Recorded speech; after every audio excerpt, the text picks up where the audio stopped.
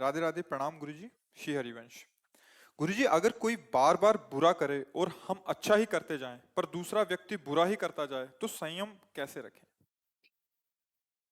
ऐसा नहीं होता है। हमें अच्छाई का अभिमान है, अभी अच्छाई है नहीं। अब थोड़ा अध्यात्म की बात है, इसलिए शायद आपको ना समझ में आए। जब हमें अच्छाई का अभिमान होता है तो सामने हमें बुराई बार बार दिखाई देती है, नहीं तो हमें कृपा दिखाई देती है। अब आप हमको व्याख्या करके बताइए कि आपने क्या अच्छा किया और क्या किसने बुरा किया। आप बताइए तो हम आपको उत्तर उसमें दें। राधे राधे गुरु जी। बुरा, अगर आप किसी के लिए कुछ अच्छा करना चाहें और वो सामने से अम, क्रोधित हो जाएं। तो हमारा क्या बिगड़ जाएगा? हमारा क्या बिगड़, क्योंकि हम अच्छा कर रहे हैं ना, तो हमें बुरा लगेगा ही नहीं ना। नहीं लगेगा बुरा। और अगर अच्छा का अहम है तो बुरा लग जाएगा।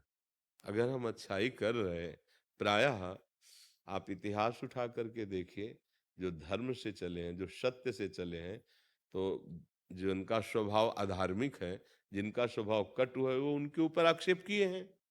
वो उनको कई तरह से दुख देने की चेष्टा की है, लेकिन उनको कभी बुरा नहीं लगा है, क्योंकि वो अच्छे हैं, वो अच्छाई से चल रहे हैं। अच्छाई का अहम होना और अच्छाई होना, दोनों में अंतर है। अहम होगा तो बुरा लगेगा, और अगर वास्तविक अच्छाई है तो फिर बुरा नहीं लगेगा। मर्जी एक पे अपेक्षा हो जाती है कि वो भी अच्छा करे हमसे, तो ऐसा वो अच्छाई ही नहीं हुई, उसको अच्छाई नहीं कहते।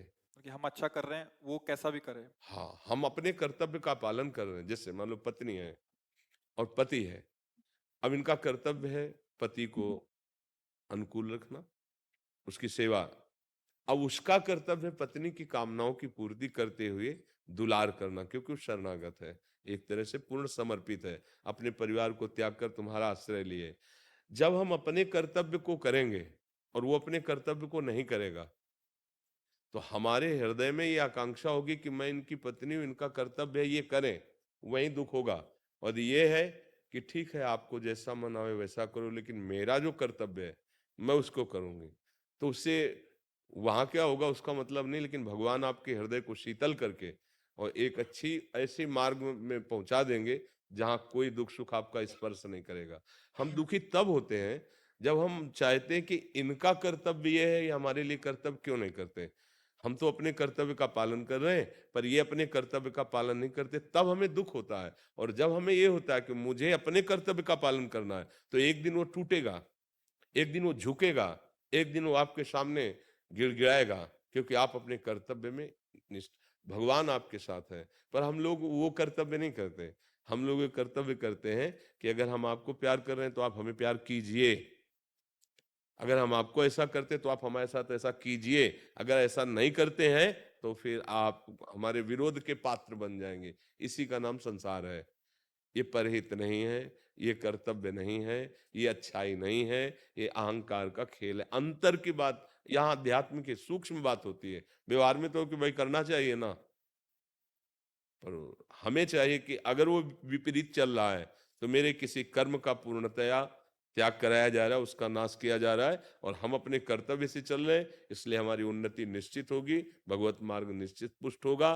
पर कोई सत्संगी ही ये बात सह सकता है, अन्यथा प्राय ऐसा रहता है कि हम करते हैं तो आपको भी हमसे प्यार करना चाहिए, हम आपके सामने झुकते हैं तो थोड़ा तो आपको भी। ये संसार में चलेगा, परमार्थ में नहीं चलेगा। परमार्थ में कि हम आपको प्यार करेंगे, आप हमें गाली दीजिए, आप हमारा अपमान कीजिए, मैं अपनी निष्ठा से नहीं डिगूंगा, और एक दिन आपको अपने अनुकूल बना के दिखाऊंगा। ये महाराज जी कई बार अपने ही धोखा दे जाते हैं। है। कई बार अपने लोग ही धोखा देते हैं, तो हम फिर क्या किया जाए? अपने कोई है ही नहीं है, भूल करते तभी तो धोखा है।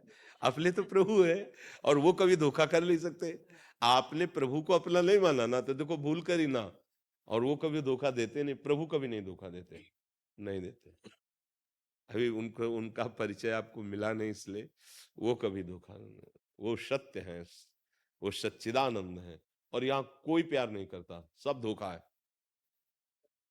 तुम्हारा रूप जब तक है ना तब तक तुम्हारा प्यार है, तुम्हारा शरीर जब तक है तब तक प्यार है, तुम्हारे पास रुपया जब तक है ना तब तक प्यार है। जिस दिन ये तीनों हट जाएंगे ना, रुपया और रूप और सब तुम्हारी योग्यता, वो कोई पूछेगा नहीं कि तुम कौन हो, कहाँ के हो, कैसी हो। वो देखेगा भी नहीं, चाहे पुत्र हो, चाहे कोई भी हो, कोई भी हो। वो हमने देखा है, बूढ़े ठाड़े कमरे में ऐसे बिताए खांसते रहते हैं, बहू बेटे ना, हाँ, आराम से कार में बैठ के घूमते हैं, हलवा पूड़ी खाते हैं, उनके लिए ध्यान ही नहीं दे रहे कि पूरा जीवन हमारे प्रति लगा दिया, अब हमारा अवसर इनकी सेवा करने, कोई सेवा नहीं करता। तो इसीलिए तो समझा रहे हैं सब संत महात्मा जन की, होश में हो जाओ, एकमात्र साथी भगवान है। अगर उससे तुमने प्यार नहीं किया तो यहाँ कोई प्यार करने वाला नहीं, यहाँ सब नाटक चल रहा है। तो इसलिए हमें तो लगता है कि ड्रामे का खेल चल रहा है माया का, तो इस ड्रामे से बचने की कोशिश की जाए, भगवान को अपने जीवन में मिलाओ, उनको अपना साथी बनाओ, और फिर निकल जाओ इस माया समुद्र से। यहाँ कोई सहयोगी नहीं है।